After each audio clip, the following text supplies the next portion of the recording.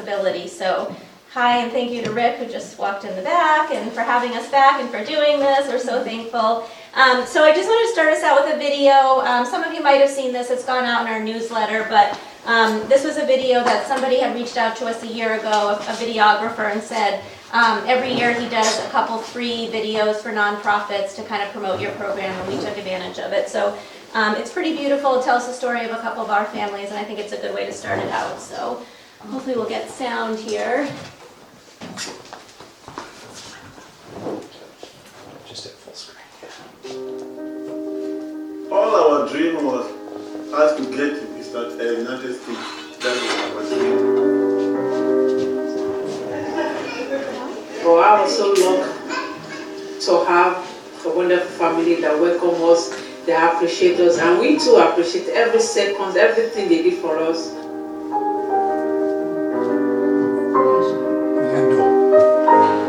Are you there? How's that door? Yes, it is. Oh yeah, you helped with their bed together.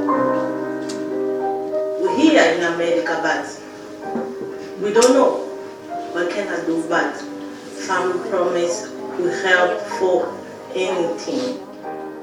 Every day when you need something, Family Promise is here for help. Just thinking that there is someone there for you, just thinking that Family Promise is just there, we don't have to worry about anything. There are people out there who need your help, and the way we will help, that's how you need to live that way.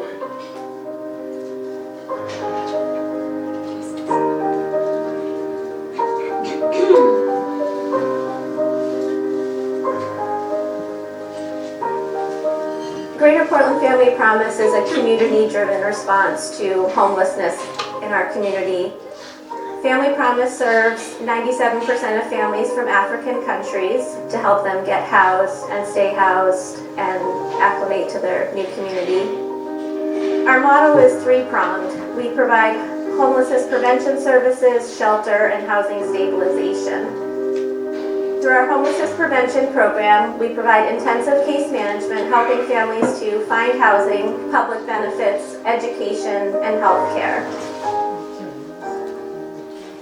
We are asylum seeker, and we are looking for better conditions for life. Governors of Maine help us and get us to this hotel, and we are grateful for this. But we are kids, we have kids, so life in hotel with kids, it's very complicated. It's very, very, very complicated. So for the future, it is everything I want. To raise my kid and still working. Of course, I think one of the most important vision of Family Promise is to build community, empower one family at a time to be independent and being useful member of our community. You know, when you're helping someone, I'm feeling good when I'm helping people. Yeah. I can see in the life we have to help each other. Today we're helping those people, maybe tomorrow those people will help us, we never know. It's enlightening. It's fulfilling. Join Family Promise. Meet a family. Know their story. Change your heart. It's been wonderful. They talk about that they got a family. I got a family too. You fall in love with people, you really do, and you become part of their life. We went to Brazil, from Brazil to Bolivia, Peru, Ecuador, Colombia, and then we entered jungle. My wife and my son, 2-year-old boy, our food, everything, it was my back and my son was in front of me. It wasn't easy. Through rivers, you climb mountains, and it's a lot. So here we are safe. No, we are safe. More than safe. More than safe. And now, here's our home.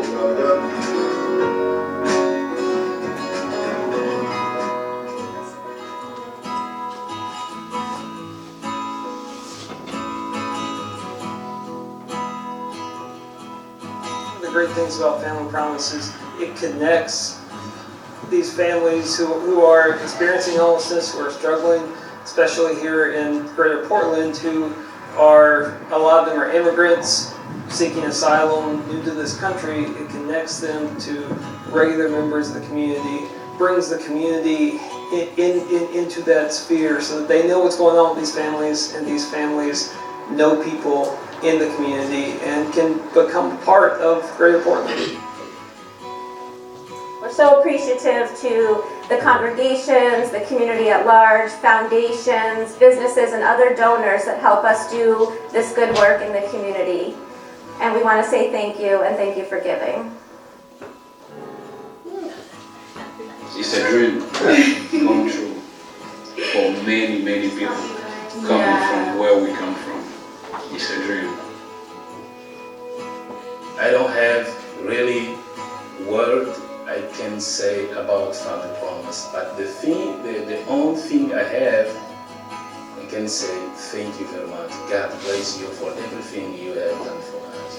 When we come here, we don't have nothing, but today, so look at my beautiful house. I have my beautiful house. I hope with the Family Promise and with their help, I and my family are going to have a better future ahead, and we're going to appreciate it.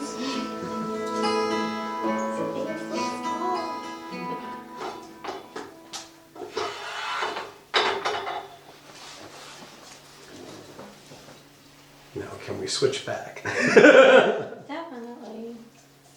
We got this.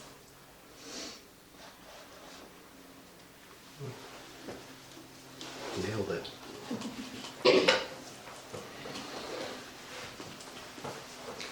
Okay. So yeah, I hope you guys enjoyed that video as much as I do. Every time I see it, I fall in love with it more. And those are the families that I've come to know over the last 2.5 years in my position and fall in love with. Those are folks that have been in the hotels mostly, because since COVID, families have been staying in hotels instead of at congregate shelter sites. And some of them, it took, 9 to 10 months in the hotels before we were able to find them housing. So first they have their long journey of getting here from their country, and then a very long wait in the U.S. waiting to find housing. The housing market is really tight right now, and a lot of landlords don't take general assistance, which our families rely on. So it's getting harder and harder to find housing. But before we start, I'm overwhelmed by the number of people that are here today and really grateful. I think we were expecting like 15, and it looks like we have a lot more than 15. So I don't know that we have time for everybody to go around and do an introduction, but I thought we could just do it popcorn style. If anybody wants to just kind of share, having seen the video, what your experiences have been with families, if you have volunteered with Family Promise before, or I know there's a lot of other organizations in the Greater Portland area that work with immigrant asylum seekers and refugee families. If you've had any experiences, what those have been like for you. Also just thinking about what losses families might be experiencing, or it can be again from working with a asylum seeking family, or just yourself. Like, have you ever moved from one town to another or one country to another, and what was that like for you? What were some of the secondary losses that you were experiencing? Loss of family, loss of home, and what inspired you to be here today. So you can answer any of those questions or throw out anything else. Anyone else just want to open us up with some comments? I'll start. Great.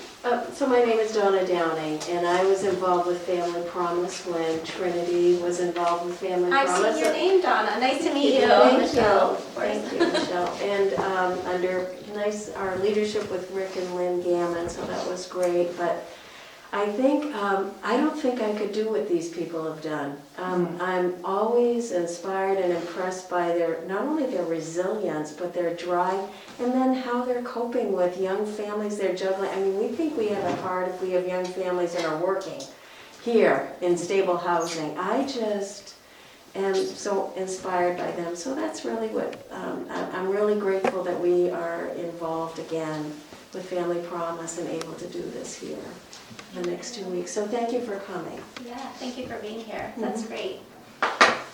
Anyone else want to share your previous experiences, what you know you think families are experiencing what you want to learn today? Go ahead.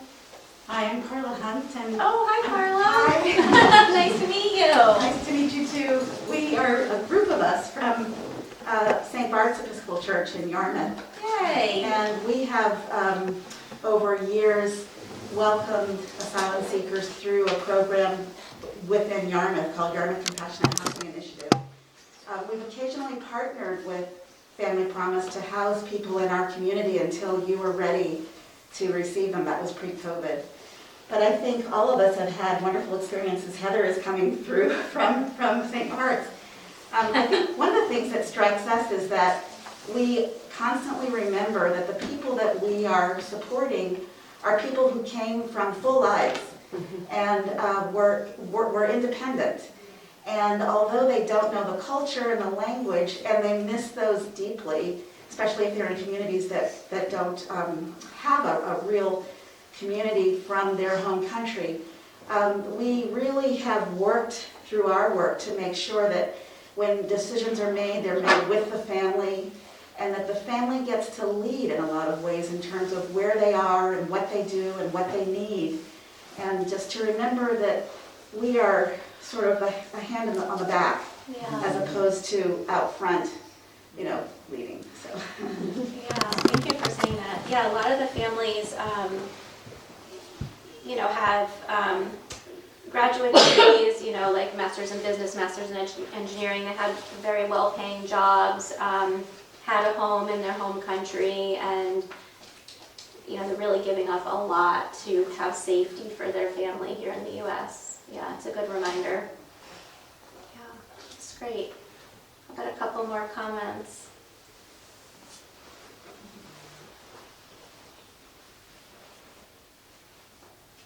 Okay, well, we'll just dive right in then. Feel free to raise your hand if you have comments throughout. Many of you may already know this, but Family Promise is actually a national organization, which brings us a lot of benefits. We're one of 200 affiliates, and through that we get a lot of training. We get some grant funding through Family Promise National.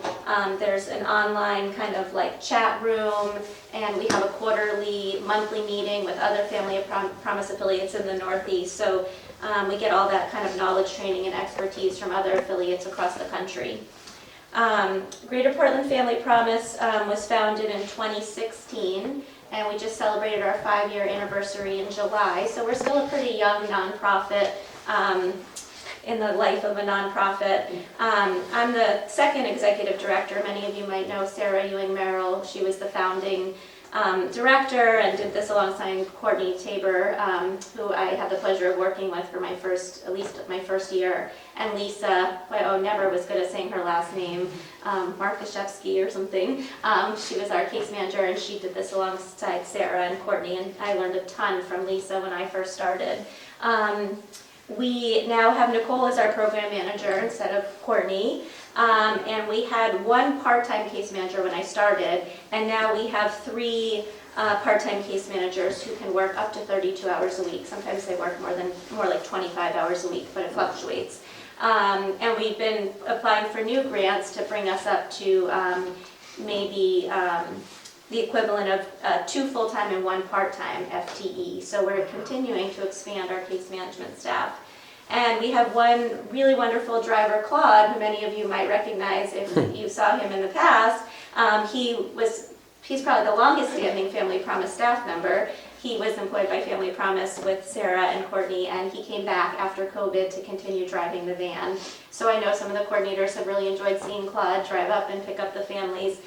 You guys might not meet him because the families are probably going to be taking the bus from here. Right. But you may, because he picked them up the other day and took them to do an English assessment test. So the van's available. It's just challenging right now because Claude's driving kids from the Family Promise House and the family shelter to South Portland Public Schools. So he's kind of tied up.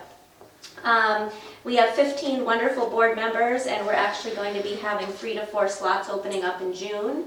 We have one of our former board members here today, Brian Lewis, who I really enjoy working with. And we do have several names of people we're going to be seeking out for joining our board, but if that's something you're interested in, it would be a time to throw your name in the hat.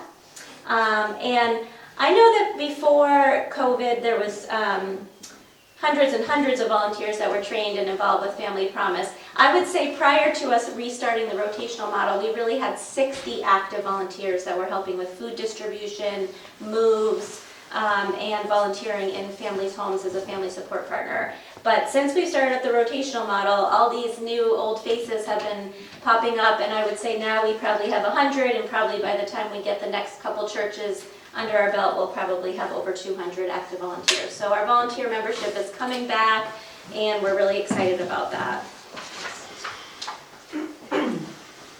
So this is our mission that, is actually, it's the Family Promise National Mission, is to help families experiencing homelessness and low-income families achieve sustainable independence through a community-based response. I think that's exactly what we do, and our vision is a community in which every family has a home, a livelihood, and a chance to build a better future. And I think they did a really good job with creating our mission and vision statement. So here are some local statistics, which can be pretty shocking.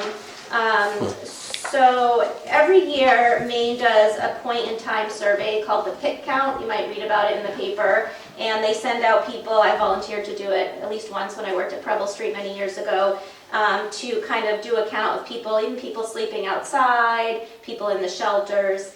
And they found in 2022, there were 2,516 people experiencing homelessness in Maine. And of that, 1,066 are families. So it's 42% of the total people experiencing homelessness in Maine are families. But you have to remember, it's missing people who are doubled up and sleeping on people's couches or couch surfing, or potentially, sleeping in churches that people don't know about. So this is a rough count, and it's definitely missing people. The poverty line for a family of 4 is $27,750. And 2 parents working full-time at the federal minimum wage would make $30,160. So that's really sad. The minimum wage does not provide for families to be able to pay for all the costs that we have. Most families are now paying 50% or more of their income on housing. It used to be that it was recommended that you should pay 30% or less of your income on housing. But now with the skyrocketing prices of housing, people are paying more than 50% of their income. And then, forget about childcare, food, transportation, energy costs, all those things have gone up. And so people's budgets outweigh the amount of money that they're coming in, and it's a real struggle. It's stated that 2 full-time workers would have to work 98 hours per week, with both adults working at livable wage to be able to pay for all of their expenses, which is not feasible. And then in addition, Maine is currently 20,000 units short of affordable housing units, is what's estimated by Maine State Housing to be the number of how many more units we would need in Maine to actually house the number of people experiencing homelessness. So these are some of the Family Promise National's core values, which we try to embody, and I think, again, Family Promise National has done a great job setting these values. So one is hospitality, and obviously the rotational model is a big part of our hospitality. Its staff and volunteers are demonstrating hospitality, kindness, warmth, acceptance, compassion, building relationships with families, sharing time together, sharing meals. Caring, we provide a highly individualized, person-centered model where we're really focused on the family and what their needs are. And community, we're really community-orientated, that we feel like it takes a whole community response to help the families. And empowerment, kind of, again, what Carla was talking about, really empowering our families, working alongside them, letting them drive the process, so that they can achieve, independence and stability within our community. So who we serve families experiencing homelessness. We serve all families experiencing homelessness, not just New Mainers, but the video said we were serving 97% of New Mainers, but actually in the last year it's been 100% of New Mainers. And that's just indicative of the population of folks, the families that are coming in. It's just predominantly new Mainers or asylum-seeking families that are coming into our community. Mostly from African countries. I would say almost half of our families are from Angola and half are from the Democratic Republic of Congo, although we do have 5 or 6 other African countries represented in our family makeups. We have a family from Ghana, Uganda, Nigeria,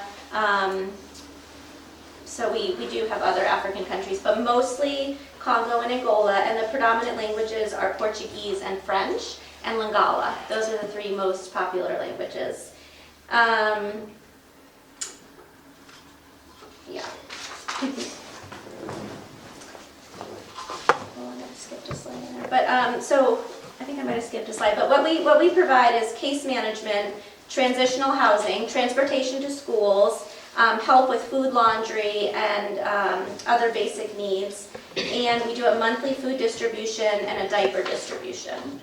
But for our case management, what we're doing is we're trying to help families apply for housing. It's really hard if you're new to the country to navigate housing applications or finding apartments. Half the time, landlords don't respond to your inquiries if you contact them through Facebook or Craigslist or through a website. Like I said, many landlords don't take general assistance, which is what families were relying on until they can start working. So we have a little bit of a leg up that we understand the way the system works. We're able to complete applications for families, provide professional references. We act as a guarantor often, where we would pay any missed rent, any arrears, back rent, damages, utilities to help people keep people in their homes.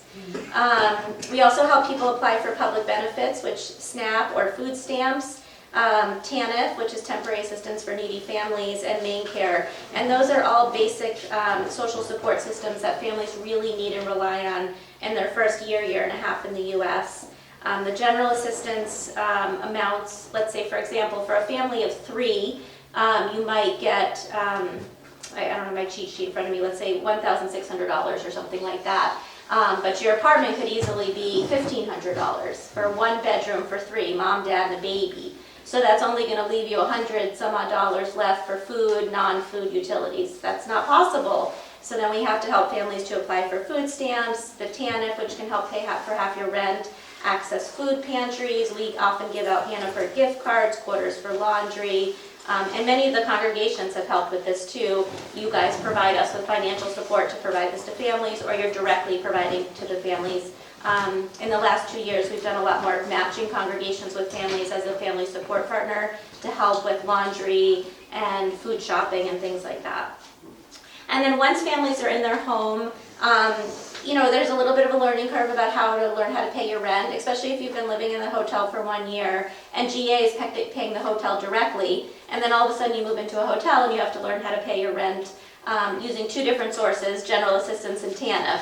And so it's such an onerous process. You have to go to the post office, get a money order first you have to take your money out of the ATM, and some ATMs only let you take out $500 at a time, some $100. Sometimes you have to go to the ATM 2 days in a row to get your $1,000 or so. Then you have to go to the post office, get a money order, have it made out to your landlord, and then you have to go to GA, show a receipt that you paid with your TANF money, and then they'll pay the rest of your rent. So, sometimes it just takes a while to learn this new process, and it's, sometimes I remember when I worked at Preble Street, being homeless is, people think, well, people don't have a lot to do, but there are a lot of things you have to do when you're homeless. Like, someone who's staying at the family shelter has to sign up to do their laundry. They only have a few slots a day. They said that usually you could only get in once a week, and then you have to wait there for the, 2+ hours to get your laundry done. You have to sign up for showers. You have to go to the post office, go to GA to get your vouchers, go grocery shopping. So our families are always coming and going from the YMCA because there's so many things that you have to do that we take for granted, like just having money in your bank account, or the luxury of using Instacart or something to have your food delivered, or laundry in your house that's free to you. So we help families just kind of navigate you getting acclimated as tenants in the U.S. Sometimes there's a learning curve with plumbing. Families are accustomed to pouring grease down the drain in their home country because they have different plumbing systems. Maine has very old buildings with very old plumbing, and so oftentimes we're having issues with plumbing issues. Just learning our recycling, and trash Sometimes we try to be an advocate for both the landlord and the family. So if the landlord is getting frustrated because, all the trash is going in the recycling bin or they're not recycling, we try to help the family learn about how to do the recycling so that everyone's happy and they understand the rules of the lease agreement that they have signed. But things come up, and so we do have a financial assistance program. And like I said, sometimes people fall behind on rent. Sometimes there can be like a sanction from GA, like if someone, let's say, has a car but they didn't report it. Sometimes they can lose their GA for 120 days, and then there's no way to pay the landlord. So Family Promise does have a pot of money where we can pay for rent when people fall into those challenging situations.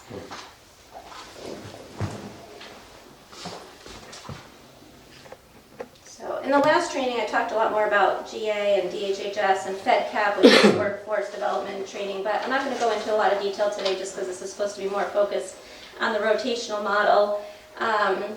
But I wanted to talk about just that Family Promise National has kind of set up a new, DEIA, diversity, equity, inclusion, accessibility, and Family Promise very much celebrates diversity.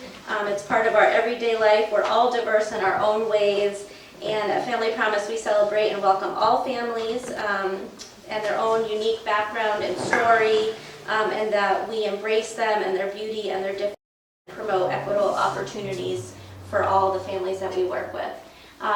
One example the other day we had, this family is no longer with us, but we have 3 families from Angola, 1 family from the Congo, and there was a little bit of a kerfuffle, and this one mom from the Congo was kind of saying, well, I'm different than the family because I have my green card and I can work, and if you could just get my family into a hotel and help give us a leg up because we're in a different situation. And I was like, it doesn't work like that. Like all families to me are the same. We all have our own struggles, and we do everything we can do to help everybody equally. So, but that comes up sometimes. Families, it's hard when you're putting families from different countries together, especially in a living situation. So mostly it's good, but sometimes it just becomes very clear to you that people just also struggle with diversity and equity, and we come at it from treating all people the same.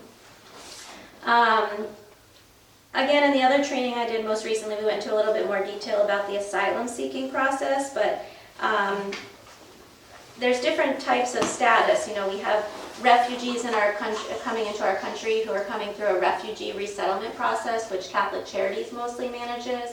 And they have specific refugee resettlement money for different populations, like people from Haitian Creole families or Ukrainian families. Unfortunately, the asylum-seeking families, people who are seeking asylum, aren't following under that refugee resettlement funding, so they're not getting specific funding for their housing and resettlement. And so what it means to be an asylum seeker is mostly it's folks that are fleeing like political or religious persecution in their country or violence, and they're seeking safety for themselves and their families. So they're coming into the U.S. and saying, I want to declare or seek asylum. And there's 2 ways to come into the country. I hate to say this, but one way is to come in illegally, where you're crossing the border and saying that you want to seek asylum, and usually you're given a notice to appear at an immigration court in your area.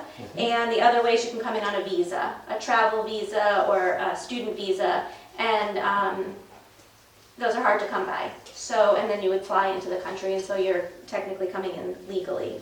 But no matter how you come in, you need to apply for asylum within the first year. It's a very onerous application, and it's not easy, again, to fill out if you don't speak the language or read English. And oftentimes it's advised to try to work with an attorney, but it's hard to find an attorney to complete these documents for you. But so people are, first there's just like you get here and you're kind of like, I just need to meet my basic needs of having a roof over my head, food for my family, get my kids in school, and then at some point you start thinking about, okay, I need to start getting my asylum application in and coming up with all the documents you'll need, what your story about why you're fleeing your country. And then after you apply for asylum, 150 days after, you can apply for your work authorization. And then maybe 30 to 60 days later, your work authorization might come, although USCIS, which is the United States Citizenship and Immigration Office, is hugely backed up, and it's been taking way longer for people. So all in all, it's taking people about 1.5 years to get their work papers. And it's a federal law that you cannot work in the US unless you have your work authorization. So I wish we could change federal legislation to allow families to work, because families, as we said, many of them have really great education and skills, main needs workers, and so all this time, this is why families need you, because they need help with shelter and food and support until they can work to support their own family. The new old model. So for Michelle and myself, we are both new to the rotational model, but I know a bunch of you guys have already volunteered in the past. So what might be a little different from how it used to be, me and Michelle might not be 100% knowledgeable on how things used to be versus how they are now. But currently, currently we are operating kind of a rotational model, how you guys used to do it in the past. Right now they're staying for 2-week periods at a time at local congregations. They're currently at Williston Emmanuel. And I believe before it was 1 week at a time, and we kind of pushed for 2 weeks just so families aren't, every week packing up all of their things, moving to a new place with their children. And then because of the overflow right now, families aren't allowed to be staying at the shelter during the day. So there's families out on the streets. It's very cold, nowhere for them to really go. So we quickly were able to open up a day space in the YMCA in Portland. So currently we have a separate entrance on Forest Avenue where they have a little basement space where we have partitions set up so the families each have like their own quiet area, a spot for them to keep all of their belongings so they can just bring an overnight bag to the church and not have to move all of their things all the time. Play areas for the children, offices for us, and right now we're staffing it from 9 to 5, Monday through Friday, and then 9 to 4 on Saturdays. 9 to 5, I think. Is it 9 to 5 now? Okay, so then 9 to 5 on Saturdays too then. Yeah. And I'll just say a little bit of background about that is that because hotel families were put into hotels by the city of Portland and other GA offices, and we had some emergency rental assistance funding in our state that was paying for hotels. That's why the warming center, the overflow for the family shelter, has not been taxed.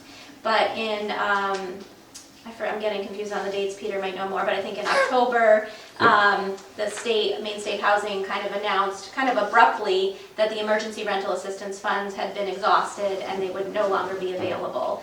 So the success that we had with kind of ERA funds taking over hotel stays ended, and all of a sudden the family shelter warming space was overrun again.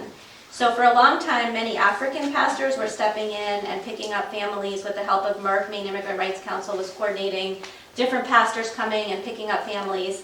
And slowly, but one by one, the challenges were popping up and people were falling off. Like people didn't account for how much it would cost to heat the church 24/7 for families to sleep there, and fuel costs were too much. Or some of them didn't ask the permission of the landlord, where the church rents space. And the landlord was like, oh no, this is not going to work. We can't have families sleeping in the church. Or one had a family kind of living in an apartment that was vacant, and then the apartment was rented, and so the families had to leave. So that's when we had gotten a call in that situation and said there was, and I couldn't believe it actually took 2.5 years in my position to get the first call from the family shelter. And they said, we have 6 families, 28 individuals that need housing tonight.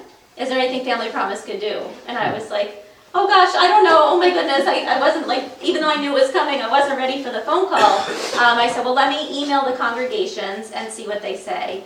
And Woodford's very quickly sprung into action, and they said, give us 1 extra day to pull this off. We'll start the next day, tomorrow, Wednesday. And so we tried to just make some changes, like Nicole said. I always had heard, the hardest thing for the families is having to move so many times. And a lot of Family Promise affiliates across the country have actually switched to a static site model, where they've been fortunate to get 1 building where the families can stay all the time, and the day space and the overnight shelter in the same building. That's our dream. So we're hoping that a big funder or developer is going to gift us a building. But until we have that, we are thankful to have the congregation. So I pushed back a little bit and said, could we do 2 weeks? Could we stretch it? And we used to only serve 14 people, and I was so caught up in the 28, I pushed back and said, could we do 18? So we started with 18. We're now down to 17. We've had some additions and some losses. We had a daughter arrive from California, one of our families. We had another family go to a hotel for 2 weeks, or actually more than 2 weeks. And then we had another family get into Motel 6, a family of 2, a mom and her son. So all in all, with all those moves, we're at 17. I now realize why you guys did 14. It's because the van fits 14 people. And so when we were in Falmouth, the timing worked out well because Juliana and her family were in the hotel. So it worked. But we've since then brought Juliana back in because we fell in love with her day one at Woodford's and we couldn't abandon her and her beautiful family. And so if Juliana's still with us when we go to St. Albans, it's going to be a challenge. But we're totally going to make it work with volunteers and cars because, like I said, we fell in love with her. So, Question? Yeah. Is this model that you've gone back to something that unfortunately will just be an indefinite period of time for these 2-week stints, like until something more permanent? Yes, I think so. Peter has been actively involved in advocacy and conversations that we keep hoping there will be some statewide or local response that would have all of us mobilize together to create maybe a larger shelter for families where we could put all of our resources together instead of this very volunteer resources intensive model. So I was on a call Friday, the Asylum Seeker Work Group, and they said that there was 34 families presenting at the family shelter on this past week, 126 individuals. And they only have room for 36 individuals in the warming center. So they said they're using every nook and cranny of the family shelter they can think of, offices and the kitchen space, to make it legally acceptable. And Merck is still really working hard to get other African pastors to pick up families. And so we only have our 17, right. And it's just not enough. But and the line so from important. Augusta continues to be local response to local problems. There will not be a state response. And I'm getting that same message and in conversations with the governor's office that the new funding that was passed on the 4th, the housing and heating bill. It's for existing individuals. Is that what you're being told? I've heard people who arrived up until December. Yeah. So people who are arriving today, no. People are arriving tomorrow, no. And a couple weeks ago, Mike Guthrie, the director at the family shelter, told me 3 to 4 new families are arriving a week. That's right. It might be more. I don't know what it is now. So, I think Family Promise will keep doing what we're doing as long as we can, but if there is a larger community-wide response, we want to be part of it, and maybe one day we'll be able to have that static shelter site that could, house 50 individuals, not 50 families, because we can only do so much because we're small, our team is small, but we've grown a lot, and so maybe we could grow in capacity, Family Promise, to do more in the upcoming years. So with COVID, a lot of the open volunteer opportunities kind of went away. People are keeping their distance, but people have slowly been kind of reaching back out, trying to find new ways that they can get involved. With this new reopening of our rotational model, there's lots of opportunities to get your help on. So we have our day space at the YMCA right now. You can host at your congregation, like Michelle was saying. Often we partner new families with a congregation so they have extra support. We do our monthly food program, which usually happens the last Wednesday of every month. So there's opportunities to either help pack the food, help deliver the food. There's our moving team, which helps moving furniture in for new individuals once we get them hooked up with an apartment. And then help with transportation. As Michelle said, we only have our one van, so as much help as we can get in that area is always huge. So some benefits of helping out, other than just feeling completely awesome about what you're doing and meeting some really awesome, great individuals, you're advocating for the people that are homeless. As you saw in the statistics earlier, there are so many people in Maine that are in need right now, and they need as much support from anyone as they can get. It's providing some more outreach opportunities for the congregations. It creates initiatives that serve the needs of our community. And there's volunteer opportunities for absolutely anyone. So if there's certain things you enjoy doing, if you love hanging out, playing with the kids, you can do that. Or if you're more of a, an on your own type person and you want to help by just collecting things in the community, there's always different opportunities and different ways you guys can help out. So. Yeah, I would say as you learn more about Family Promise, just connect with us to see like where your niche is. So, someone said earlier, they are more, don't want to, they're not like the wash the sheets, clean up, tidy up kind of person, but they want to interact with the kids. There's a huge need for that. The kids want to be played with and the parents want to break. Then we have like things like we need more games and crafts and stuff at the day center. We always need like towels at the day center. So there are tangible things. If you don't have the hours to give to volunteer at the site, there are tangible things that we need. And as you fall in love with the families, you may find that you or your congregation want to kind of adopt a family to stay with them, to provide some mentorship or support. So there's lots and lots of opportunities.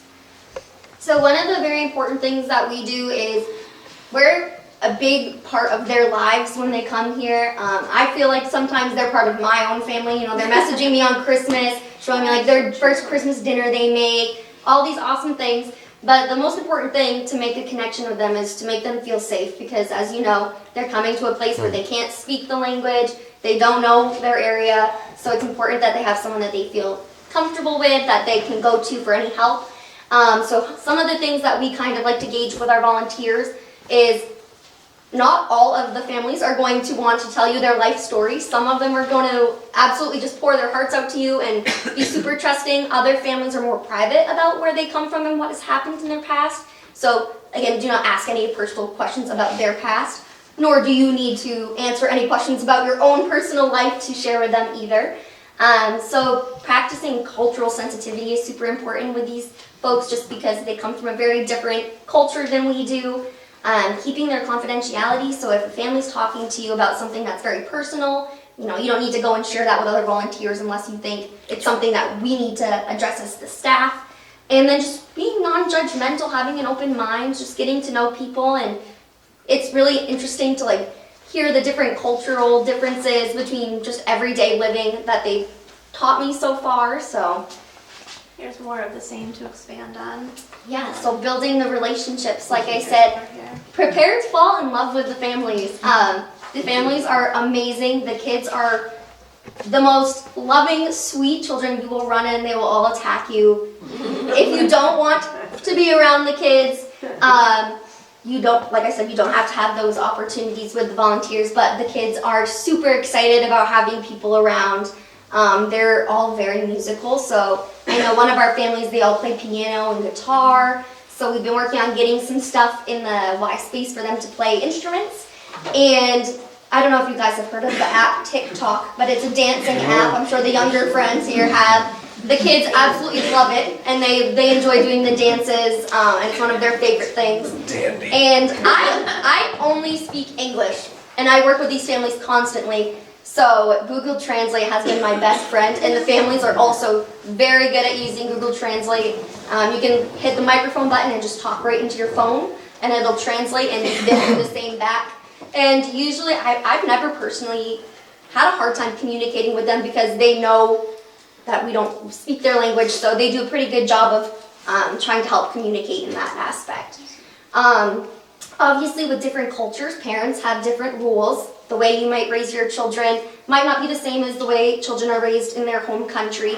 So when it comes to parenting, you want to try to not step on the parents' toes about that. But if a child is, running out into the street or, doing something super dangerous, obviously step in.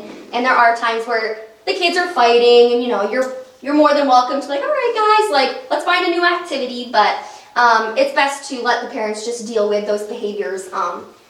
We always try to make sure they're present and in the room with their children, so they're always available to take that step for you. I have a question. Sure. I saw one picture and there was a table of all sorts of activities and crayons and stuff. Is that, are we going to provide that? Is that the thing? So at the YMCA right now, they have a ton of games, books, coloring supplies that are already there. One of our little boys, his name is Oh, I don't know if you want me to share. Okay, his name is Silvio. He is probably one of the most talented little drawers I've ever seen. He has this little notebook that he takes out and he shows me his drawings. And he is so talented, it's crazy. But yeah, you can either, when you're at the churches, just having like crayons or papers or playing music, they're pretty self-sufficient and tend to entertain themselves pretty well, so. But I would say, in answer to the question, if Trinity Episcopal doesn't have like a craft bin or markers and paper, either you guys could bring it in, the volunteers, if you have it at home. I know myself, my son's 15, and I've collected years and years of, I've been things downstairs in the basement that I just didn't get rid of, so I've been starting to bring them. Like I did a craft night at Willis and Emmanuel. But if you guys are having a hard time getting materials, Willis and Emmanuel just collected a ton, so we could transfer it over here. So just let us know. Yeah. Michelle, before you go on, could you go back one slide, please? Maybe. And as she does that, we've already got a bunch of activity bags and toy bags and welcome bags waiting for the families up on the stage. I would just like to point out that last bullet point. Do encourage children and families to get involved with activities, cleaning, and other tasks. I know from Michelle and Nicole and other people in my own experience that these people are very grateful and they want to be participating. They are not looking for handouts. They're looking for understanding so that they can move forward in their lives. And so they're very responsive to, hey, you just made a mess of the stove, let's clean it together. Or we need to replace paper towels in the bathroom or something like that. So I just wanted to make sure we didn't miss that bullet point. Thanks. Yeah. Yeah, I completely agree with what Heather said. They're always asking for ways that they can help. Whether it's, I brought a bunch of groceries and they're coming out to help unload my car, they really want to be involved as much as they can, and they're very good about cleaning up after themselves, usually, so. But for boundaries, kind of going along, as we were, yeah. You have a hand in the front. Oh, hi. So my Cub Scouts did this packing event, and we packed like toothbrushes and toothpaste and other toys. Yeah. And I was just wondering if that would help. That's what's up on the stage, buddy. That's it. That's awesome. Yeah, it is awesome. Thank you guys for doing that. They're gonna love you guys having those for them when they arrive here. I had caught wind of that, and I think that's fantastic. Yeah, that is a huge help. We really appreciate it, and they also They're gonna love it. Yeah. I would say just the last two bullets haven't been covered, Nicole, here. So yeah, they're coming from different religious backgrounds in their culture. So a lot of our families are very, very religious. We often are like, how are you always so positive and so happy and not worried? And they just have so much faith. The strongest faith. Yes, they have the strongest faith. So we just try not to. Obviously, everybody has their own religions. They're staying at churches that might not be, part of their religion. So we just don't really talk about the religion itself. We just get to know each other on a friendship level. So, and then another really important big one that sometimes we can run into trouble with is offering gifts or money to the families directly, mainly because this can provide some confrontation between the children or between the families. That and they are traveling, they don't have a good place to put all of their things, so they kind of need to have a smaller load so when they're traveling they don't have as much to carry. Oh, if you do feel though that they are missing something that's important, such as someone doesn't have socks on their feet or it's really cold and they don't have mittens, you can always reach out to the staff, including myself, Michelle, or any of our other staff members and be like, hey, so-and-so was walking to the bus, doesn't have gloves, can you get them some? And we will always coordinate to get any of the necessities that they need. Let's hear from Main Needs. Main Needs, I'm there all the time, they're amazing. Yep. And so the exceptions for gifts, I would say, are if you're bringing something for everyone to share, like crafts or games, you can totally bring that, but not targeting an individual gift towards one of the family members. Holiday items, it's come and gone, but Christmas cookies for everyone, or holiday activities or decorations. We did do a big Christmas thing at Falmouth where we got toys from the South Portland Rotary. Santa came and gave all the kids toys. So none of the volunteers had bought them, but we did get toys from the community. We had 2 birthdays. I have to check if you guys have any birthdays while the families are here, but we had 2 birthdays at Williston Emmanuel. Nice. And Heather, the coordinator, did get 2 small cakes from Hannaford's with their names on them, and we did 2 mini birthday parties. So if there, also again, we did a big Christmas shopping food delivery from the African Mobile Market when they were in Falmouth, and Yarmouth CrossFit donated almost $500 to purchase a Christmas meal and wrote the check to Family Promise, and then I ordered through the African Mobile Market. So things like that can happen, but if you could just coordinate with staff. We did have one volunteer show up at Woodford's that just was like, what do you want? I'm going to go to Target. And they were just like asking for all these things, and we were like, oh gosh, that's why we need a training, because that just like didn't go very well. So not best intentions, but yeah. So going along with, I think you might have covered most of it. I feel like Yeah. I did kind of. You did. Okay. All right, back to the YMCA day space. That's kind of been my niche lately. I'm usually there Monday, Wednesday, Friday. Michelle's usually there Tuesday, Thursday. We always usually have one of our staff members on the shifts, if not a very seasoned trained volunteer, so that nobody that's new is ever left there not knowing what to do or what the rules are of the space. That's why we consider you seasoned at this point. I understand. Exactly. So we originally were in a different space, but we are now moved back to the original day space for those of you that have volunteered before. So you're going to be entering on Forest Avenue. There's going to be a door that says men's dormitory, and you're going to enter there. There's stairs, a front desk. You just check in. If it's your first time, you have to fill out a waiver. If not, they'll have your name and you just sign in, and then they'll what they call buzz you down into our downstairs space. Like I said, it is from 9 to 5, Monday through Saturday. So we are keeping it staffed for all of those. We're splitting it into about 3 shifts. So there's a 9 to 11:30, an 11:15 to 2:30, and then a 2 to 5, I believe. So volunteering at the Y, not at all required, but if you're thinking you're not going to have time in the evening between 5:30 and 8:30, you're not a nighttime person, and you want to have a daytime shift, the same families will be at the Y every day, and we love your company, and we love the extra support. Although I do have to say the kids are in school during the day, so it's not as fun. It's not as fun during the weekdays. It's pretty quiet. So Saturdays would be when you get the kids. Right. And unfortunately, the Y is closed on Sundays, and so we have to come up with a backup plan for Sundays. So some congregations are keeping them on Sundays, and for you guys, Woodford's is going to be your day space on Sundays for the 2 Sundays. So yeah, so just a little bit more about the Y. So right now, like she said, the weekdays, the kids are at school, so the space is very quiet. A lot of the times the parents are kind of in and out running their errands that they need to do. Saturdays, the kids are there, and one of their favorite things to do is go to the park.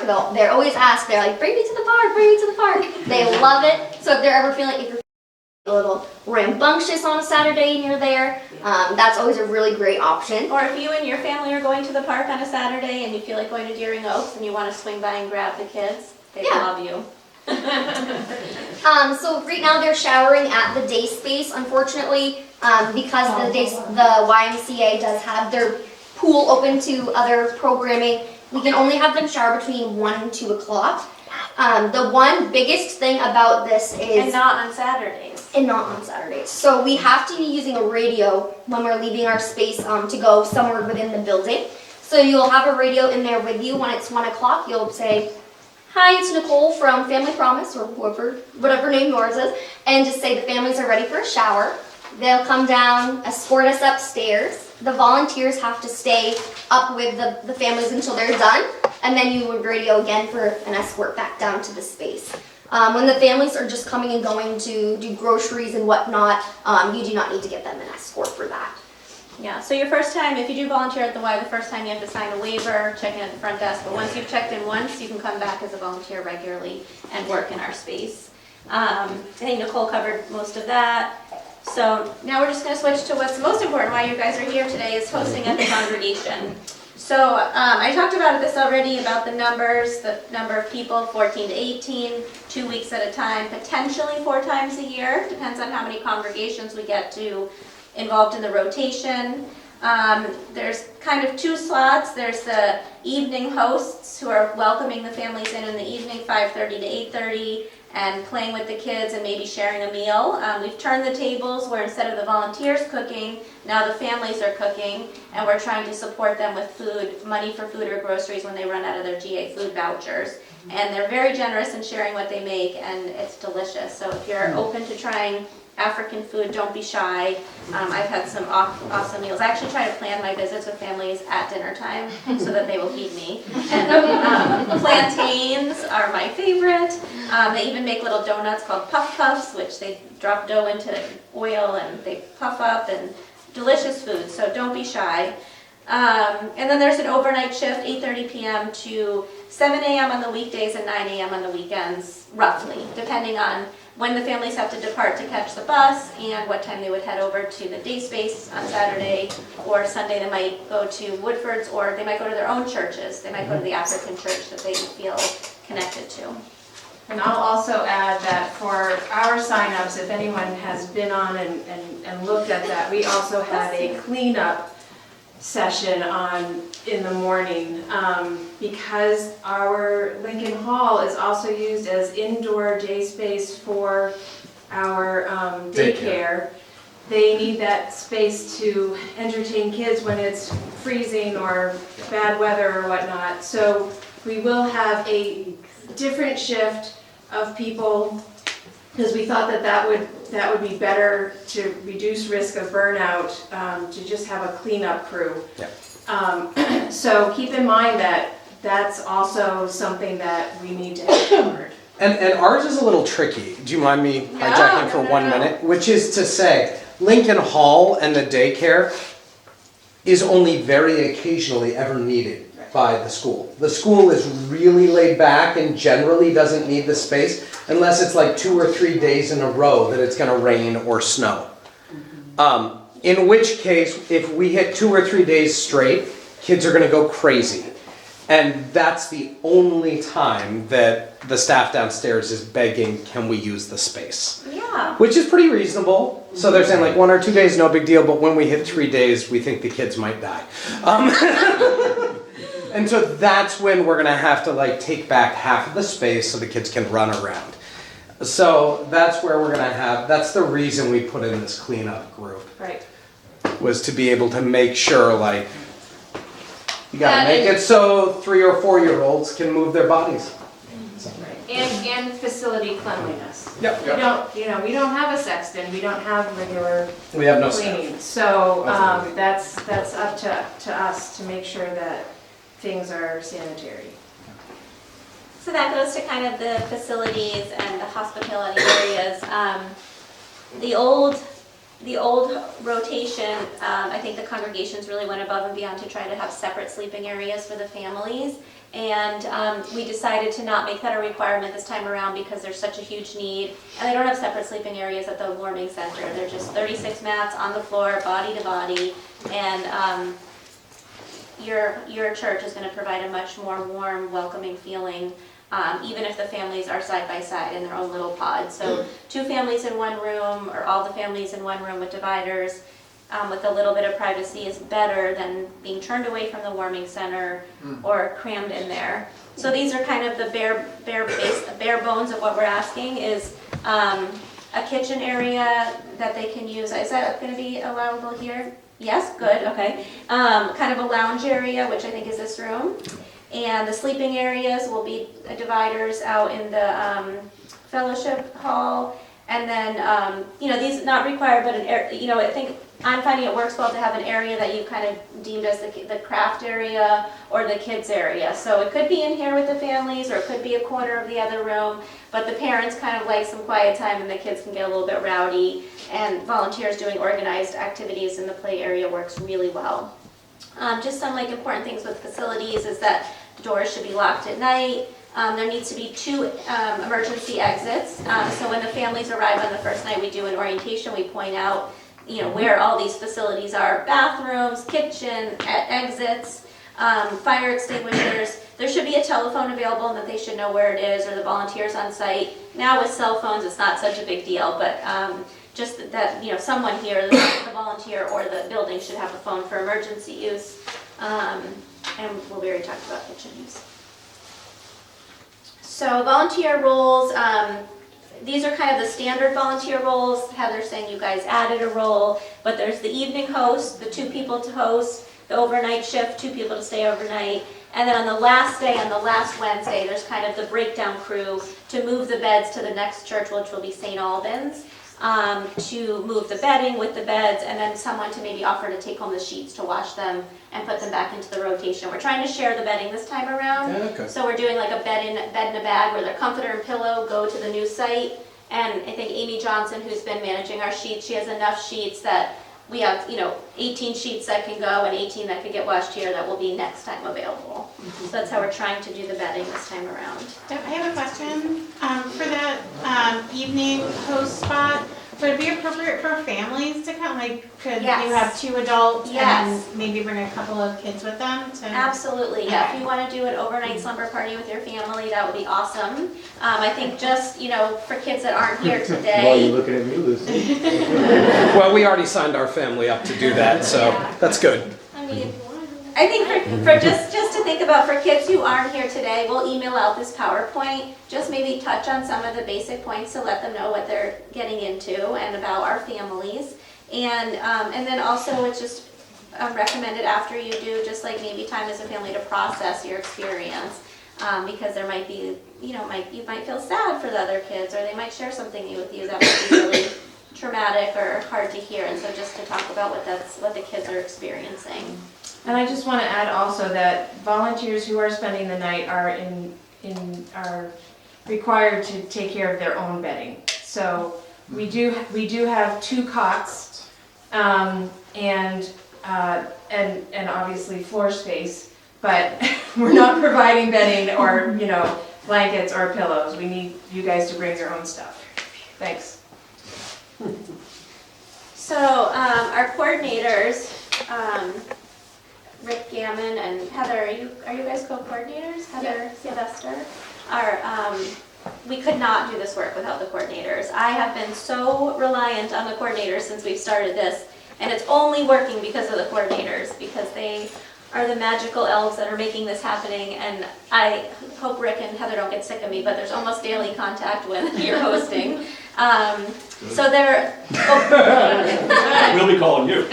We have a list of questions for you today. Basically, those are the 2 folks, and Peter, who are overseeing and managing all the details of your host weeks, reporting directly to Family Promise staff, acting as a liaison between us.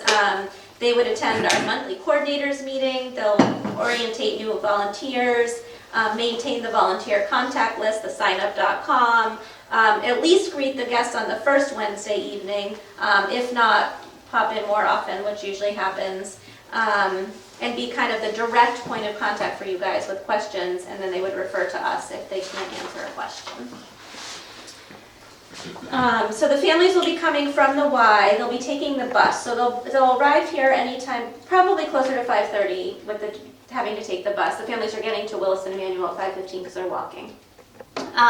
Usually the moms pretty quickly get into wanting to prepare dinner. They're doing some food prep at the Y, but they don't actually have a stove. They just have like a 2-burner portable stove, a microwave, and a crock pot. So they're doing minimal food preparation, but they've been loving having access to kitchens, and like I said, they're making some beautiful food. The kids pretty quickly want to burn off energy, especially after a school day. So if it's not too cold and you have an outside play area, or a place for them to run around inside, they really want to play. Like at Williston Emanuel, they've collected a tumbling mat and a little tent, and they've kind of set up every night a little active area. And then they love a sit-down playing games, crafts. Like on New Year's Eve, I got a craft to make party hat. So if you guys want to plan an activity, they love it. I have a flute. Would it be a good idea to bring that in? Yeah, Okay. yeah. They love music. They love music. Is there a piano here? Yeah. Well, In there and in here.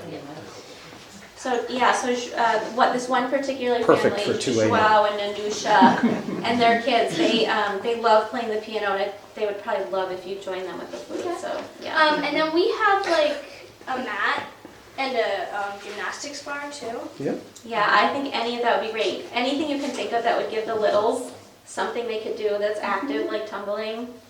These little kids have a lot of energy. And I find that, yeah. About the Wednesday when they arrive. So they'll be coming by bus. I assume there's a bus stop somewhere around here. Directly outside in Trinity Park. Okay. Yeah, it's right there. All right, so it's right there. I might ask, I haven't asked him yet, but I was thinking of asking Claude to bring them the first night. Okay. Yeah, just because of their extra bags Yeah, and, that's what I was gonna ask. yeah, They're gonna have all the stuff not that being they have. familiar, Right. yeah. That would be helpful. But then once- I'm gonna need a car with Claude, right? Because we have, Yes, but Nicole could probably do it. well, we or- can work that out. Yeah, I wanted someone, to kind of if talk not about Nicole, someone or me. the first night. Oh, Okay. Yeah. We'll work it out, but Yeah. I just wanted to understand. yes, thank you. Good. Yep. You've got another question.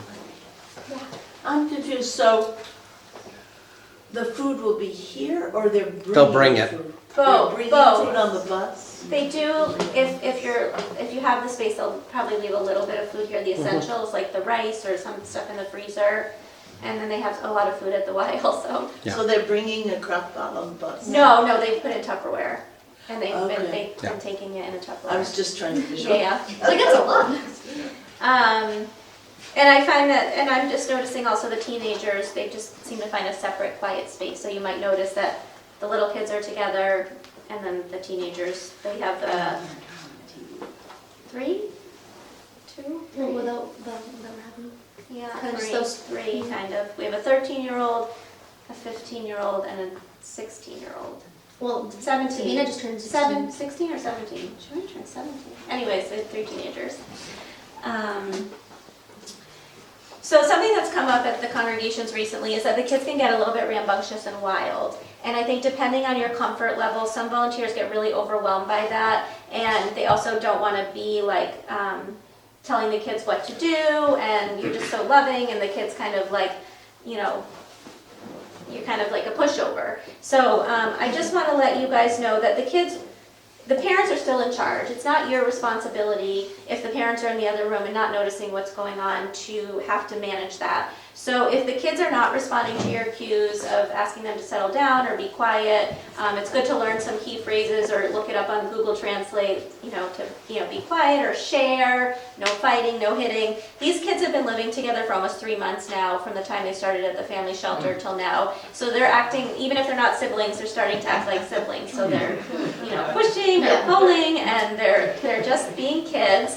But it can be really overwhelming for a volunteer. So we've talked to the families. Yes, Friday we had a family meeting and we talked about how it's not the volunteer's responsibility to babysit the kids and that the parents have to have eyes and ears on their children and they should be looking in. So if the parents are in here watching TV and you guys are in the fellowship hall or something doing activity, we've asked them to check. But if they're not, you can do one of 2 things. You can either bring the kids to their parents, be like, come on, and take their hand and bring them to the parent, or you can go get the parent and bring them to the children to help them. Carmen told me that unfortunately some of the kids were put in a timeout yesterday and had to have some quiet time on their bed in the day center because they weren't listening. So that means the parents are starting to respond. That's true. I've also witnessed that. Yeah. And we want the kids to have fun, but we want them to be safe. So it has to be at a level of safety. I'm not sure what your stairs are like here, but we've had a couple issues with stairs. So we've said no playing on stairs, no running. And also I find people sometimes can listen to their movies or stuff on their cell phone or devices really loud. And it's for me, like when it's in the Y, it's too loud because it's right next to our space. So if you guys are finding that someone's volume of the TV or their device is too loud, for other people's enjoyment, don't hesitate to ask them to turn down the volume. If the kids have to go in the if they have to go to the timeout, should we have a corner that's a timeout or something? Usually the dads, they usually just pull up a chair and they say, sit here until the time's done. So they'll probably just make up whatever they want to do in that situation. You won't have to be in charge of that, buddy. Yeah.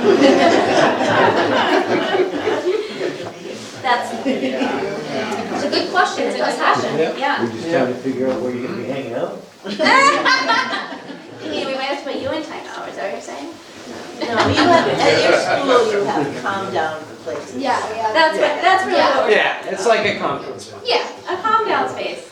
I'm old, I think I'm dating myself, that when I worked in preschool, it was a timeout, but maybe it's a common.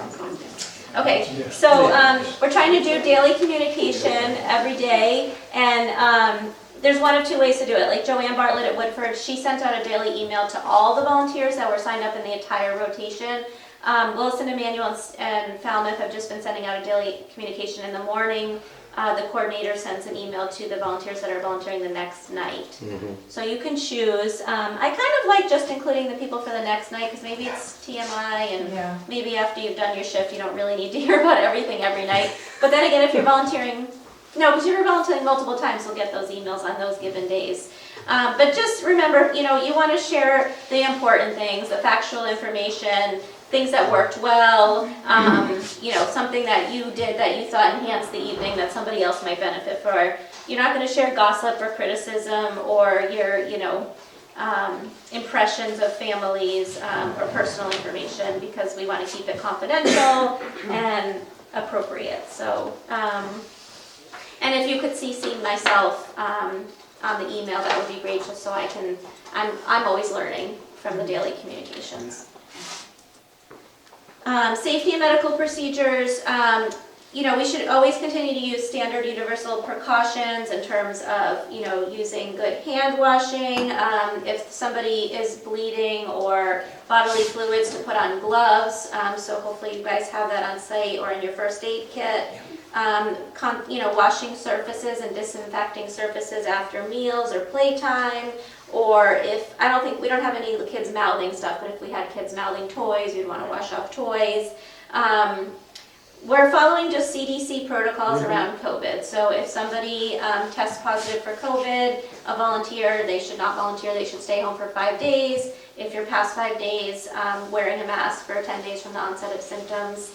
And the best that we could say we can do with the hosting is that if one of our family members tests positive, trying to create like a quarantine space within your space. So I don't know if you guys have thought ahead, if there's some place where somebody could sleep that might test positive for COVID. And then we would try our best to quarantine them or separate them. It's recommended to have a first aid kit on site with just your basics, Band-Aids and antiseptic ointment and over-the-counter like children's Tylenol. And then it's not volunteers' responsibility to give the medication to the children. It's to advise the parents on what it is and the dosage and for them to give it to their children. So if you have a question, if it's something the volunteer feels like they can't handle, would reach out to the coordinators for advice, and then they would reach out to us if they needed a second or third opinion. But always, if it's a life-threatening situation, you would call 911. And we've talked to the families about what 911 is and for them to use it themselves. And that, we've talked to them about, we're lucky in the U.S. that we have fire departments and police departments for our safety, and that these are people that can help you. So that is basically everything that we wanted to cover. So I wanted to know, were there other lingering questions that you had that we didn't cover? Do you feel prepared to volunteer? What things have you done in the past or done elsewhere that you think that we could learn from to further enhance our program? Yeah. Do they have a typical night lights out? Oh yes, thank you. Yes, we've been trying to do 9 o'clock lights out, quiet time, yes. I think it's gotten extended a little bit. I heard at Wilson Emmanuel till 10 on the weekends, but at Woodford it was consistently 9 p.m. and that worked out well. So I think 9 p.m. is good for the kids, and then if the adults want to stay up in another area a little bit later with the lights on, that's fine. But I think the kids need their rest, and 9 is a good time. Yeah, that's a really good question. Do any of these families or the kids, I'm just thinking of people with trauma, like a little night light or something? Yeah, I think they would like that. At Woodford's, they actually put like a little desk lamp in each family's pod, so that way when the lights were out, they had their own light. Yeah, I don't know if you guys... I don't think it's going to get real dark. Oh, no. No, there aren't curtains. Like it won't get dark enough. I don't think it'll be all lighted out on the Yeah, with the street lights and stuff, it does not get super dark in here. Donna was saying, and she was reminding me that she was asking if people wanted like a night light or light, and I was saying at Woodford's they had put like a desk light in each person's area. I don't know if there are plugs in each area, but like after the lights were turned out for the main room, they at least had some light for reading or for their family. And Lincoln Hall is disturbingly bright. That's what, yeah, that's what Lynn said. Maybe it's not going to get dark enough in there. So part of this too is that we are going to need to be flexible, and that this isn't going to be the ideal of all ideals. This space is limited, and just that we're getting people off the street is fantastic. So we are saving lives. We are not going to necessarily create a beautiful sleeping situation for these families, unfortunately. Okay, that's just not our reality. So, for example, with lighting, if they have trouble with lighting, then they can ask with Google Translate, and we will do our best to curtain off windows or not curtain off windows or provide a night light or provide a light. So please remember that these are adults who are not, who are taking care of their own children, and they are not helpless.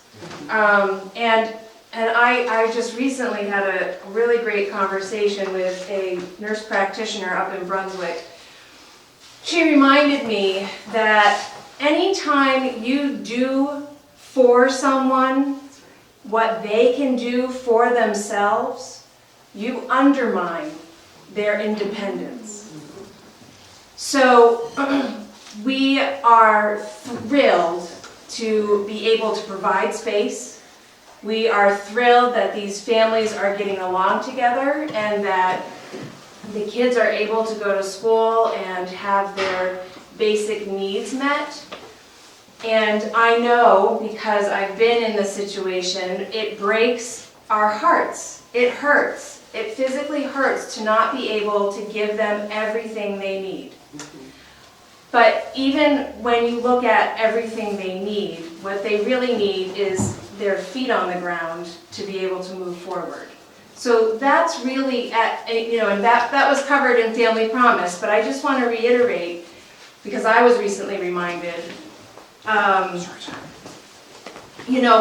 not here to hold hands, as Carla mentioned. We're here to be kind of people that are gently holding up their backs or supporting, right?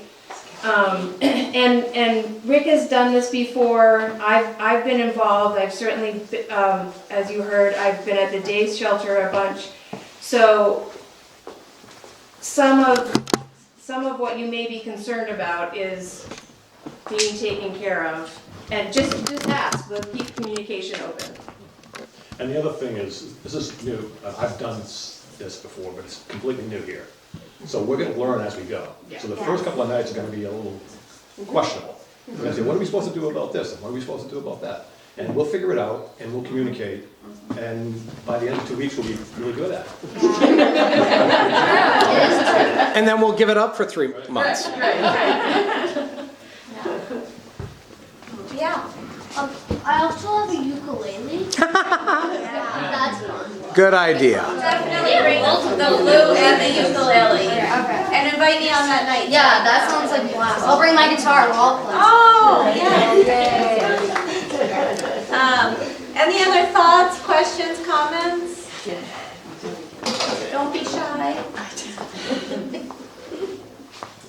One other comment, Peter. Rick and Peter have talked about having emergency numbers. So there is a bulletin board in Lincoln Hall, and we will have information. Just as I got this adjusted. I know, I'm sorry, Peter. General information like the Wi-Fi password, or or Michelle's number, for example, and the numbers for Rick and I, and kind of with this question, you go here, and then, kind of like what the phone tree is for questions and needs. And Rick and I are absolutely open to hearing from you. Emails are probably best so that we can process the question. And also But- to share the question. And share the question with others, No. yeah, yeah. We done over here? I think so. Awesome. I can tell you're under good leadership with Heather and Rick. Everything they said is right. We're learning as we're going. We've learned new things with each, and the sharing ideas is great. Heather did exactly what she should be doing. She organized her own coordinators meeting the other night to bounce ideas and questions off the whole group. So you do have a support network of other folks that have done this before you. We'll be doing it after you, and Nicole and I are here for you. And we also have some wonderful staff who some of them you saw in the video, Grace and Carmen, who speak Lingala and French, and Carmen speaks like a Portuguese-Spanish hybrid, and somehow she can communicate with the family. So we usually try to have one of our staff here the first night to help out, so we'll work on that. Yeah, so what languages are spoken by these families? Is it all Portuguese? So the shared languages are Portuguese and Lingala. Okay. And then there's some French, but one of our families speaks no French. So Okay. Portuguese and Lingala are the shared languages. Okay, great. So do all the families not speak English, or are there some that do? There is one 15-year-old boy, Joao. I'd say Joanna too. Oh, and Joanna, who's 13, who speak good English. Okay. Yeah. Yeah, so the kids are actually a little more confident in their English than the parents are, so they're typically more. Silvio actually knows more English than. Yeah, he's just a little quiet. He's shy. Yeah. So you do have the one teenager or two teenagers here that can help you with translation. Yeah, and the older Joao, he's not the older Joao because he's the son of Joao, but he always steps in, helps with the kids, helps with the translations. He, like Michelle and I were saying earlier, you think they're older than they are because they're just so responsible, but they really are great, and they always want to help out in any way. So don't I be try afraid to get I try to them. be sensitive with him though, that I try to not overuse him Yeah, as 'cause an he's a interpreter. He's a kid. teenager, and we're putting him in some very adult situations when we overuse him. Like I've had to pull him in a couple times, like to have a conversation with Juliana about her health care and stuff, but I try not to if I have a staff or Google Translate can do the job. I have a Okay, question. well, yeah. I have a question about cleaning, so you may want to turn the camera back to Rick. Not I'm on you, Dibby. If we're supposed to be here at 7, but they don't leave till 8, how are we cleaning around them? Well. And using the bathrooms, etc. Maybe you don't get here at 7. Yeah. That would make sense to get here at 8. Yeah. Yeah. Okay. So we'll Hammer address that one out.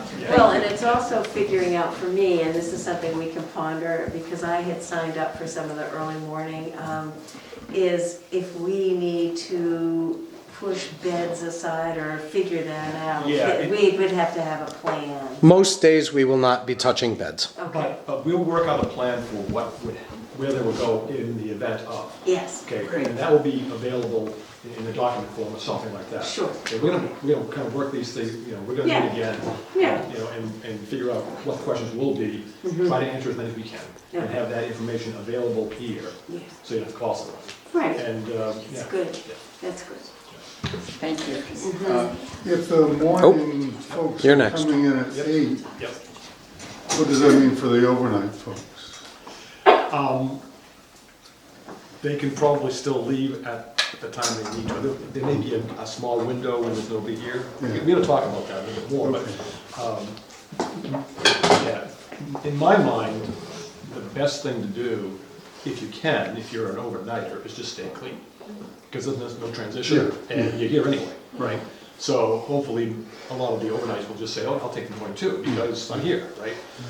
In the event that we have a different person, then we gotta just kind of work out the timing, right? I'd rather not have nobody here, but I understand, and maybe we'll have, say somebody, you gotta come in at 7 because the other person's not here, even if you have to wait around to clean the bathroom, you have to wait around.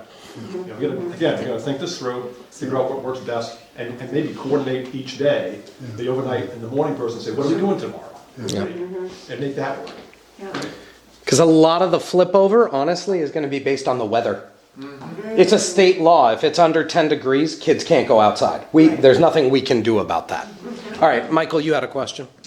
Yeah, one of my concerns would be is that if we have to shift the room contents, is that being respectful of people's belongings. Yeah. And that It's they one of the should be places we moving- need your They help. should be moving their own belongings, right? So that there's no risk of. Yeah, in my hope would be that if we knew that tomorrow morning we're gonna have to move stuff, then we'd do that with The families. with the families. We say, hey, today, we gotta move. So it's not actually the cleaning staff So we're that's not doing actually it. doing it, they're That's doing good. it. Yeah, that's You know, good. and I also thought that maybe on Wednesday when they get here, we gotta talk about this, I haven't really talked about this, but we probably, in order to set up that room with dividers and stuff, we ought to wait till they get here and ask them, how do you think you wanna do this? That's right. Yes, That's let a them really figure good it, point. right? Yeah. And then we'll do it, rather than Yes. us figuring out what we think ought to work. Right. I And like again, that. empower them to do what makes sense. We'll have the dividers, we'll have the space, we'll tell them exactly what we're trying to do. This is what we have, what do you want to do? And have them, That is a Got it. nice thought, although it could create some like controversy about who wants to be where, yeah. so far they just have been set up for them, so you could just set up the 4 spaces, like how you see fit, and then let them pick Adjust. like which area they wanna be in or adjust, or who they wanna be next to. Yep, okay. Yeah. Makes sense. I wanted to ask you guys, what time on Saturdays you needed them to leave and Sunday morning? Quite honestly, it's only one Saturday that's an issue, and I'm not sure if we need to do it as this whole group, Okay. because I know we've got lunch waiting in there for Yep. folks. Soup.